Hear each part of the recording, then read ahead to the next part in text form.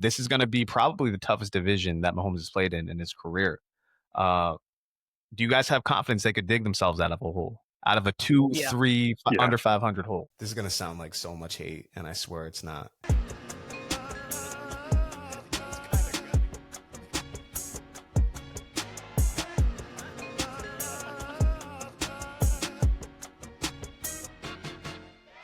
Welcome back to our NFL prediction show. We will be doing the AFC West today. I'm Kyle. I'm joined by Keenan. I'm joined by Brandon Petty. Joined by Tim Gray. If you're listening to this, hopefully you listened to the NFC West predictions show first. You already know what we're playing.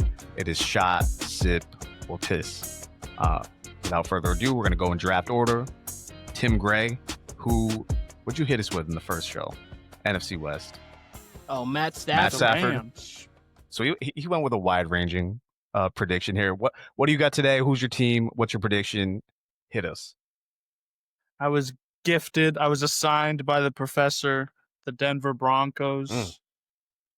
And my statement is, Bo Nix will fail to live up to expectations and cause the Broncos to miss the playoffs.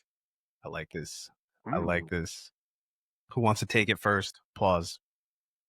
Hey, yo! Well, that means Kyle's going first. All right. I'm getting my own request. All right. So I'm gonna piss on that. Without going into detail, I've got the Broncos having a very successful season. I have them as a playoff team. I won't give you the record yet, but I wasn't the biggest Bo Nix fan. Like when he came into the league, all I heard about him was that he'd been in college forever, that he'd been on however many different teams. So I didn't really I didn't think of him as a serious QB prospect, but I also thought he would do well with Sean Payton because he played so much college football. That was one of my predictions I gave last year. I thought the Broncos would be better than expected last year. That being said, this team is pretty loaded. They might be my favorite roster overall in the NFL. Denver's a tough place to play. It is Sean Payton. He is one of the best coaches of all time. And Bo Nix, quietly, I mean, he had more touchdowns, yards. I think he had all, like in the major passing categories. I think he exceeded Jaden Daniels and all those. And he got him into the playoffs. So, not saying he's elite, but he is up there as far as, not the upper echelon, but the upper half of the QBs. I don't think he's going to derail them. And I think the Broncos will have quite a successful season. Okay. Brandon, you go. Yeah, I'm going to the urinal for that one. I can't see, like, their skill position groups got way better too. Like, they went from, I think there's so much around him that, like, I think he could take a step forward. Like, I love Bone. I think he's super accurate. Like, I think he's perfect for a Sean Payton offense. I also have him as a playoff team too. But yeah, I'm not on board with that one. I'm actually sipping it. I think that the Broncos are going to be on the border. They could be in, they could be out. We'll get into what my exact prediction on them is going to be. I think they're going to be fighting for the playoffs, but I think that we could see maybe a little regression. Just a little regression. Not that he is this, but the way we saw how Mac Jones, but obviously as an alternate Pro Bowler his rookie year, they got him to the playoffs. We got waxed by the Buffalo Bills in that playoff game. And then next year, Mac Jones was good, but it wasn't great. That team was 9-8, and I think just barely missed the playoffs. I think like you could see that kind of thing, or you could possibly see him take another step. But I'm sipping on it. I think there's something there. One key difference, Keenan, Bo Nix, OC is actually not going to be Matt Patricia this season, so I can't get all the way there with that comparison. But I see where you're going. I see where you're going. It wasn't a great comparison. I wasn't trying to make it seem like that was like exactly where it was going to go. My more so point was like how a year one quarterback did well, and then year two wasn't as great. But no, you're right. We didn't have a carousel of Matt Patricia and Joe Judge. Yeah. So no, don't worry. They have Sean Payton. So like they're doing much better in the play calling category than we were. So I'm not comparing the coaching situations there at all. Not at all. But I mean, I'll say right now. Actually, let's go back to Tim. Tim, what do you have them for your for the final record? And do I you do agree still with think this? they'll be a good team. I think they're going to be in most games. There are a lot of tough games on this schedule. I think their division, aside from Las Vegas, all those games are tough. So I have them at 9-8. They're my 8 seed. They're right on the cusp of playoffs. But I think game on the line, season on the line, it's just not going to work out for them.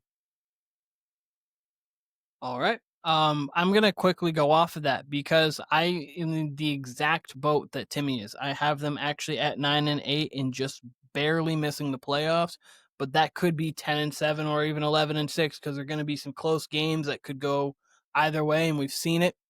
We've seen it on they even win them. We saw the Vikings like a couple years back win like every close game. But I've got them 9-8 and just missing the playoffs. Keenan's right. They could be 10-7. They could be 11-6, or they could be 12-5 in your division winner. I got the Broncos at 12-5, winning the division. Okay.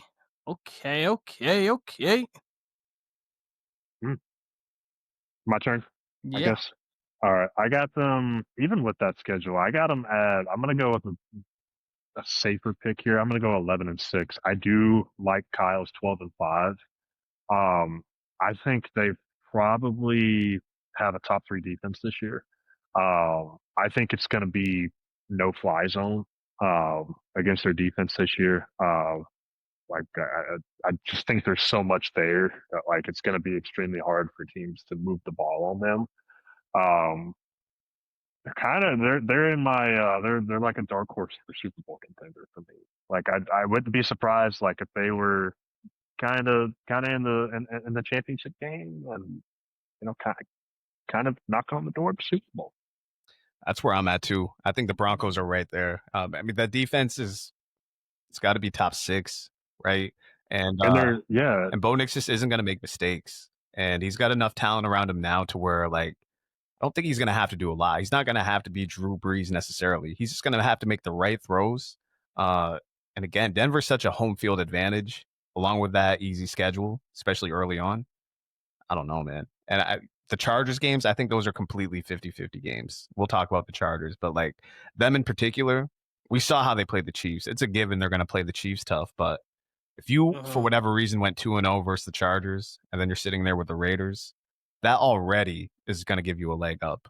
And I don't know, the Chargers. We'll talk about them. I'll save that for when we get to them. But I just think the Broncos are a safer bet, honestly. I think what makes them safe is their defense. When it comes to their offense, the only real talent that they have apart from Bo Nix is Cortland Sutton and Evan Ingram. I really don't like the running back group here, and I don't like any of the depth they have behind that. So, see, I love the running back group. I think it's a bunch of just RB2s that I don't know when they're going to figure out who is the guy. Is it Harvey? Is it what they were running last year? Does JK just keep it the whole year? We have no idea. Peyton has kind of always been a 2 RB guy. 2 people get usage, and sometimes we've seen seasons where 3 people were actually heavily involved. So I don't like that group to be all used here. So okay. I love it. A little bit of difference here. So we've got our anywhere range from 9-8 to 12-5, and then so next was Kyle, I believe, and then it was Brandon and myself. So Kyle, you go on. Yes, sir. So I got the Kansas City Chiefs. My statement is simple: the Kansas City Chiefs, like I just said, Chargers, Broncos, the Raiders are at least decent. I don't think they're going to be a playoff team, but we'll get there. 3 quality teams, though. I think the Chiefs could be a bubble team this season. What do y'all think? could very well see that. I don't want to give them my record yet, but I think it's not going to be the season that they had last year. They're not going to get all those 1-score games. I think they're going to be very close to a bubble team. So that's a shot. Okay. So Timmy's taking a shot. Yep, definitely take a shot of that. Timmy's taking a shot. Brandon? I'm looking at their schedule right now. I'm gonna take a piss on that. Not gonna go into record, but I think I've been saying it for like the past couple of weeks now. I think outside of Travis Kelce, this is the best skill position group that Mahomes has worked with. Um, Probably since Tyreek and Sammy Watkins, just wide receiver wise. Obviously, Rashee Rice, like that's concerning. Mhm. Yeah, I think even with how tough their schedule is, like they're just gonna find a way. Okay. I'm with you. I'm taking a smoke break. I'm out on this one. I just gotta get myself a cigarette, guys, while I'm in the club. So I'm out on this one here. I think that the Chiefs are gonna be. I I think that the Chiefs are gonna be a pretty good team. We'll leave it at that until we get to records wise. Yeah, I think overall, I'm taking a sip on this because there's a lot of 50-50 games where you can't confidently say, like, all right, the Chiefs are just going to lose this game, right? Um, that being said, man, I think they were what? They were 11-0 in one score games last year. And then I think dating back to 23 was 17-0. That's going to flip at some point. And they have a super tough schedule. Um, I'm a long way from where I was in March, February when I said, like, they could possibly miss the playoffs altogether.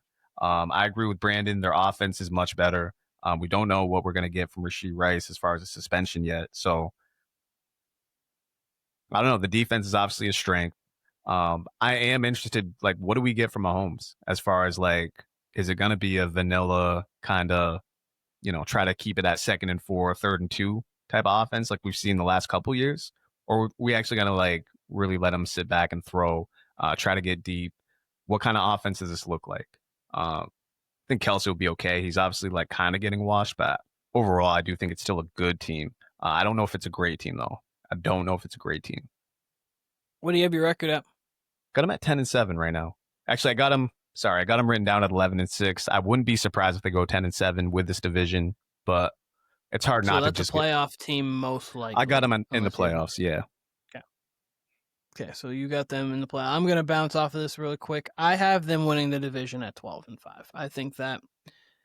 So where they go to in the playoffs, we can talk about that when we talk about the playoffs. But like, obviously, we've always compared. Like, it's easy to compare to what we've seen recently with the Brady Belichick. Obviously, just because of the way that they ran the AFC over the last almost decade-ish, it feels like now, but last 7 years. And healthy Brady and Belichick don't miss the playoffs, and a healthy Reed and Mahomes don't miss the playoffs. Then 9 times. I mean, this is a tougher division than what the Patriots had to see in the AFC East, but they were walking the division every year. So they could lose the division theoretically, but like they just aren't going to miss the playoffs. Yeah, I don't see them missing the playoffs, but I do think could be like week 13, 14 when we look up and we're like, oh, Chiefs might not get in. You'd give them the edge though there, but so yeah, I see it both ways. I think they'll be more in a, like, last few years they've been like, oh, they might fall out a little bit, and then they're the 1 seed. Like I don't see them necessarily being that. I think they could compete for it still because 12-5 still competing for the 1 seed, but I also think the toll of 3 straight. I understand it's not like the NBA where it's a shorter turnaround. Like there's a longer, but this toll of 3 straight Super Bowl, that's a lot. Kelce is getting older. You're right. I do like the fact that you have Rashee Rice coming back. You get a healthy Isaiah Pacheco coming back. Xavier Worthy gets another year in the offense. So like I like what they have there. Josh Simmons at tackle, I think he could actually do a lot for them, even though they did get rid of Joe Thuney. So I think there's some things to like for Kansas City, but I also just think at some point, like, it's difficult to do this every single year. I mean, the Patriots had years 14-2, 14-2. Then you did see an 11-6. You did see a 11-5. You did see a 10-6 in there because that was obviously when we played 16 games. So I don't think it's every single year where they're perfect. Kind of. I have a follow-up question after Brandon and Tim go to what Keenan said. So go ahead, guys. So I've also got them winning the division at 12-5, so I'm in agreement with Keenan there. I think the Rashee Rice is probably only going to be a max 6-game suspension from what Adam Schefter said today on his podcast. I think the absolute in-game scenario would be 8. I think Xavier Worthy takes a step up. Travis Kelce, I really have a hard time seeing Travis Kelce be anything more than an average tight end this year. Like, I really do think that he hits a fall off this year. He feels like late Gronk. Like, where Gronk was like, we're just going to get you healthy to the playoffs, and then in the playoffs, you could be like, oh, big moment, now we see Kelce. But, like, I'm with you there. Yeah, like, I wouldn't be surprised, like, come the end of the season if he's got 500-600 receiving yards. Like, I wouldn't be shocked at all because of that. The defense is still going to be good. It's obviously Patrick Mahomes. The only concern that I have is the offensive line. I love Josh Simmons. I thought he was great at Ohio State. Juwan Taylor's kind of iffy. They did give Jalen Moore a big contract. After that Super Bowl with what happened, like, left tackle as a rookie is super tough, even for the good ones. Like, even for the top 3 picks, like, the offensive line, if the offensive line is not good, and if there's glimpses of what happened in the Super Bowl, it could potentially be a long year, and I could see them flirting with 10-7, somewhere around there. Okay. Jimmy. So wait, that sounds like Brandon's taking a shot of the taking the a bubble, shot, taking the a bubble sip statement. at least. A sip, yeah. Yeah. I agree with a lot of what Kyle said. I do want to highlight this schedule because you kind of hinted at it being tough here. Teams that are notable that they play outside of their division: Philly, Baltimore, Detroit, Buffalo, Dallas, I could see being a loss. That's 5 pretty tough teams. I think they could easily get some wins out of those. They're a competitive team every time. I got them at 11-6 winning their division, but I'm not confident as I've ever been in the Chiefs this year. The whole Rashee Rice thing, I could see it being an 8-game suspension, and that's a big suspension. That's half the season. And they've also said that his court date with the NFL to decide that isn't until late September, I believe. So if they suspend him on week 4 or 5 for 8 games, you're missing him for almost the entire season at that point. So if they don't get to wins early, then that could be a really big deal for them. They talk about wanting to have a high-powered offense and, throw deep again, but they don't really have the tool set for that. Worthy definitely is a tool set for that. He is a deep threat kind of guy. But beyond that, I don't like the depth at wide receiver position here. So 11-6, I can see things swaying a little bit to where they are a bubble team. And exactly what Kyle said, week 13, 14, we don't know if Kansas City is going to be a playoff team or not. So exactly off of what all 3 of you said.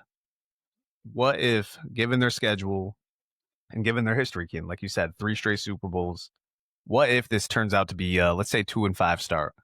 Or let's say at any point they're like 2 games below 500 in this season, because it is a tough schedule. And again, I want to point out, Keenan, you mentioned this key difference between them and the Pats. The Pats had a weak AFC East damn near every year of the Brady reign somehow. And this is going to be probably the toughest division that Mahomes has played in his career. Do you guys have confidence they could dig themselves out of a hole? Out of a 2-3 under 500 hole? So here's the thing. I think that there's a good chance they are probably below 500 after like 8 weeks. And here's the reason. Like they could, because I'm gonna read you their schedule up until their bye. The Chargers, the Eagles, the Giants, which that Giants game, obviously they should definitely win it. It's in New York, but that Giants line's a problem. So that could just be one of those annoying games where you're like, golly, we have to actually play with this team. And then Russell Wilson could be good or playing good well early. So that's one of those ones where golly, I got to actually wake up. But then it's Baltimore, Jacksonville, Detroit, Vegas, Washington, Buffalo. That's all before the bye. That's 8, that's 9 games. They could come out of that 5-4, 4-5 roughly. But then after that, Denver, tough, but Indy, Dallas, Houston, the Chargers, tough, Tennessee, Denver, Vegas. Lines up. So they got division. They've got division games, which obviously are they're division games, but Indy, Houston, they always beat Houston. A lot's gonna hinge on that Rashee Rice suspension, though. Yes, especially the timing. Dallas is Thanksgiving, which is going to be a spectacle to see Chiefs and on them on Thanksgiving. Tennessee. So if they can get, they'll be easily in the 1 seed conversation if they can get 6-3 going into the bye. They'll easily be in that 1 seed conversation. Because, like, do I think they'll run the table? No, but hypothetically, could they lose only 1 game in that stretch? Yes. And then, but you're right that they could be 4-5 going into that, or maybe they're 3-5 going into that Bills Week 9 game, and they're like, typically we lose to the Bills every year, but this has got to be one of those ones where we go for it. Like, so it's going to be fun. It's going to be into the Chiefs early on in the season. We'll see how resilient they are. We'll see how resilient. I mean, they are obviously resilient, but we'll see how this iteration of the Chiefs, how they can bounce with adversity. I don't know if this is going to be a segue or not, but I really do think the Chargers are going to be like a make or break to what the Broncos and the Chiefs are. If the Chargers end up being like a really good team, or even just a tough out, even if they miss the playoffs, but they're like a bitch to play, that could be the difference between the Chiefs missing the playoffs or being a 1 seed. Like, it's same with the Broncos. You can make the case for the Chargers either way, and they're a fascinating team to me, but we'll talk about them either next or after that. So do you guys have anything else to say about the Chiefs? Mm-hmm. I'm gonna take that just because we're going right into the Chargers. Let's do it. My question for the Chargers is, the Chargers will be the 2025 gold standard of the AFC West. AKA, like, gold standard would be the best team, and but they'll be the gold standard of just the 2025 AFC West. How are we feeling about that? I can tell you, I'm taking a shot of that. Oof. I think they're going to play good defense. They're going to be efficient on offense. They're going to run the ball. Even with Rashawn Slater going down, I think the line is still going to be great. I like Keenan Allen coming back. I think that gives them a little bit more depth so that Trey Harris doesn't have to be a guy right immediately. He can kind of work his way in. I think they are going to play very, very must-watch football. It's going to be a good time watching the Los Angeles Chargers this year. Almost said San Diego. Oakland and San Diego. You got 2010 on your mind here. Run it back.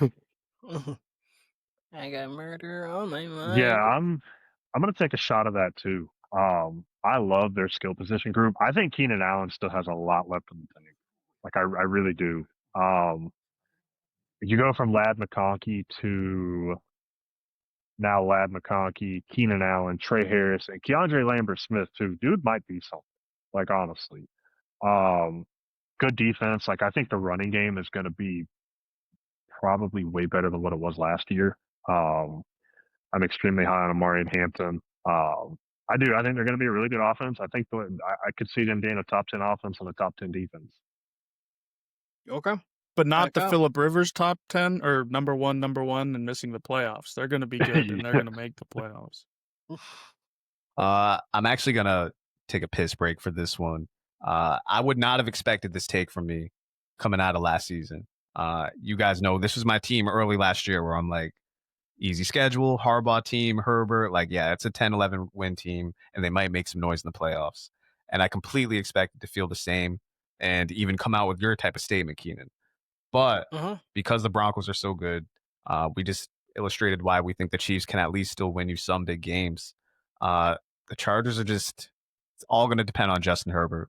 If he takes an actual leap this year, then yeah, they could absolutely just win the division. And that could be the difference again between them and the Chiefs. Chiefs could miss the playoffs if the Chargers are good. And like me and Brandon said, I think the Broncos are just a safer bet than the Chargers right now. I know Brandon just took a shot of that, but the Broncos to me are the safest bet in the division. The Chargers are the wild card. And if Herbert takes that leap, I think they got a little weaker on defense. It might not matter if he truly takes that leap. So everything for me in the Chargers' success completely hinges on if Herbert takes a leap. If he doesn't, I think they'll be in that 9-8 range. Okay. So we will. Timmy, what did you have for the Chiefs record? 11-6. 11-6. Number one in their division. That's 11-6. That was right. All right. So I'm going to go into my Chargers record. I think everyone's spoken on them and everything they wanted to say. I have the Chargers at 11-6 and making the playoffs. I think that I have them, this would be a sip for me because I don't think they're the gold standard because I still think the Chiefs are going to be that in the AFC West. But I do think that the Chargers are going to give them a run for their money. I mean, you've got great coaching. Obviously, this is such a great division of coaches when you talk Harbaugh, Peyton, and Reed. But I think that you've got great coaching. I love Omarion Hampton. The second he was drafted, I was like, goodness gracious, that's such a Harbaugh pick. Like that's perfectly like trade Herbert for McCarthy right now. And like how this is dream team. let him get JJ McCarthy back. Like that's his dream team.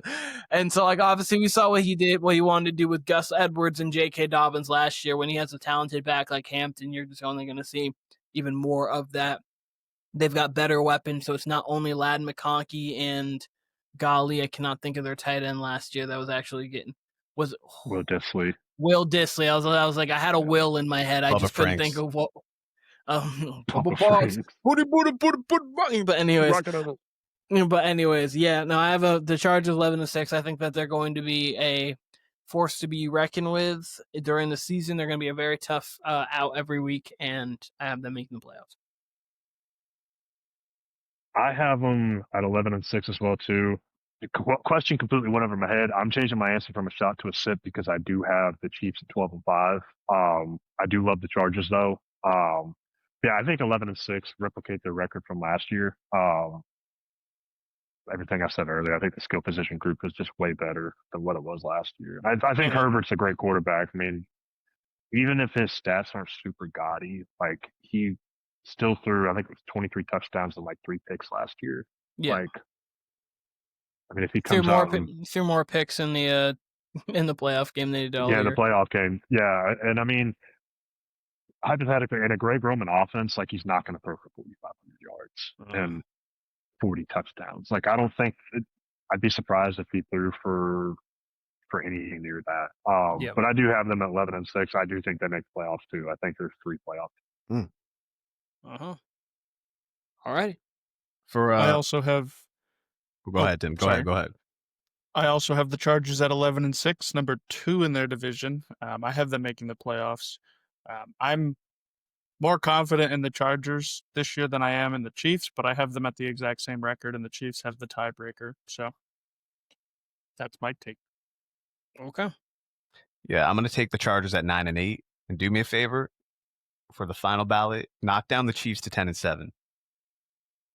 Broncos win by 2 games. Okay. Damn. Alrighty. So Kyle has them 9-8. The rest of us have them at 11-6. We feel all in line with the Chargers and how we feel about them. So, yeah, I guess we now go on to the Raiders, unless there's anyone else has anything to say about the Chargers. But no, I don't. Let's go into the Raiders. All right, so I think the Las Vegas Raiders at the end of this season have a top 5 draft pick. What do we think about that? I'm gonna sip it, but I'm gonna sip it like I don't like the drink. Like, not like I'm interested in the drink and I'm gonna take a sip, but like I don't really like this, but I'm gonna sip it just to like look like I'm caring. Because I don't think they're going to be a top 5, but that's something with how good that division is. Like, and we all have the division doing well and all being above 500. Their wins are going to come from somewhere, and they all have tougher games on their schedule. So the Raiders are going to be a lot of the wins for the Chargers. Like, I think that the division will probably go 5-1 against the Raiders this season. So that's at least 5 losses. And then going on from there, I personally, I'm just going to go record-wise. I have them at 7-10. So I don't have them within my bottom 5, but I also am sipping it because, like, Geno doesn't really pan out. Pete needs a couple years with the team. That they just aren't doing great, and they get to they're 4-13, and they're the top 5 pick. I could see that for sure. Tell me how I'm going to the AFC West Bar and Lounge, and I'm not catching a buzz at all because I'm going on another bathroom break. I agree with Keenan completely. The Raiders are a typical 7-10 team to me. I think they're too average to be below average, honestly. They're going to be at least fundamentally sound with Pete Carroll as their coach. Geno can sling the ball. Like, it's going to be such an upgrade over who they have, Aiden O'Connell last year, AOC. Yeah, Gardner, that's right. Yeah, they had Minshew back there. So I think they're at least going to be a scary team. The defense is going to be better. And Geno's good. Geno's one of the best pocket QBs in the league. So that alone is going to win you some games. So I definitely think they're going to get to 7-10. That being said, if Geno gets decapitated, then yes, like they're a Geno Smith injury away. Granted, AOC looks all right. Like AOC comes alive when he plays the Chiefs for whatever reason. So, but I do think the Raiders will be too average to be below average. Mm-hmm. I'll also take a sip of this. I think they will not be a winning team, but I don't necessarily think top 5. I'd probably put them in the 5 to 10 range, probably picking where they are this year. Unless bald Brock Bowers just unleashes another level. I don't see them anywhere above 7 or 8 wins. I think the peak would be like 9 and 8, and I really don't see that happening. So, yeah, I'll take a sip. I think we're close, but I'm going to lean a little bit away from it.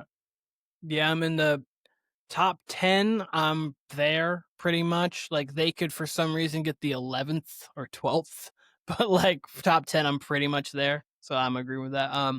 So Kyle, you have them 7-10. 7-10. Assuming I have them 7-10. Timmy, since you're there, what do you have them at? 6-11. 6-11, which and might. then I really don't think that's 5th over. I think that's like 7 or 8 overall. yeah, it'd be roughly 7 or 8. I mean, depending on where you have other teams. We know we all are not high on one certain team. I'm not going to say it, but we know. That's the main thing is like there's too many teams that are like for sure going to be bad for me to put the Raiders in that conversation. Yeah, we can say it out loud. The New Orleans Saints aren't going to be a great roster.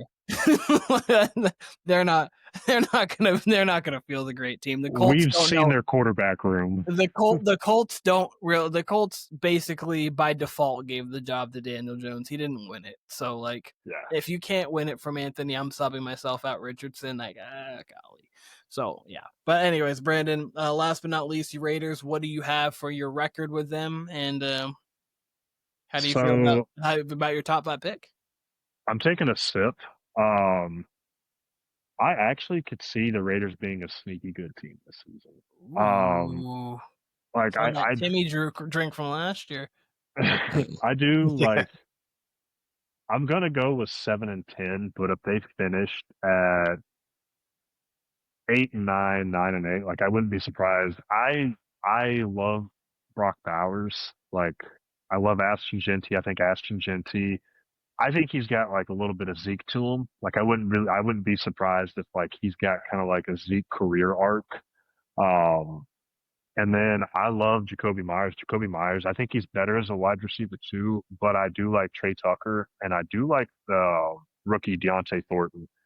Been making waves in camp. He's like 6'5", runs like a 4.3 flat, crisp routes. Like I see him as like a DK Metcalf in the offense, not like talent wise, but like I think just like a positional fit and just like the way they could use them. Mm-hmm. I think Geno too. Like Geno's a good point guard at quarterback. Like I feel like they're just going to be a tough team. I feel like they're going to be a tough out. Like they're going to lose games. I mean, just because of talent level, but like I think every team that they play, they're going to give them a fight. They might lose the game in late third quarter, early fourth, but like I just think they're going to be a tough out. But yeah, 7-10. Okay. So we all pretty much have them 7-10. Timmy's the only one that has them at 6-11. It's kind of like the Chargers. We all have them 11-6. Kyle has them at 9-8. But so me, Timmy, and Brandon all have the Chiefs winning the division. Kyle has the Broncos winning the division. We all have the Chiefs in the playoffs. Kyle and Brandon have the Broncos in the playoffs, and me, Timmy, and Brandon all have the Chargers in the playoffs. And again, if you watched the last one, you saw the Seahawks. Universally, we just didn't have them good. The Raiders, universally, don't really have them that good. So that is, though, the AFC West. If you haven't watched the NFC West, go back and watch the NFC West. The good thing about this is it's division by division. Just make sure we catch them all before the NFL season, so we know what we're thinking here at the Warner Brothas Podcast. But shout out to Timmy, shout out Brandon, shout out Kyle for this. Is obviously fun. Warner Brothas Podcast, Instagram, YouTube, TikTok, all Warner Brothas Podcast. We appreciate all of you guys, and we'll be seeing you guys very soon. AFC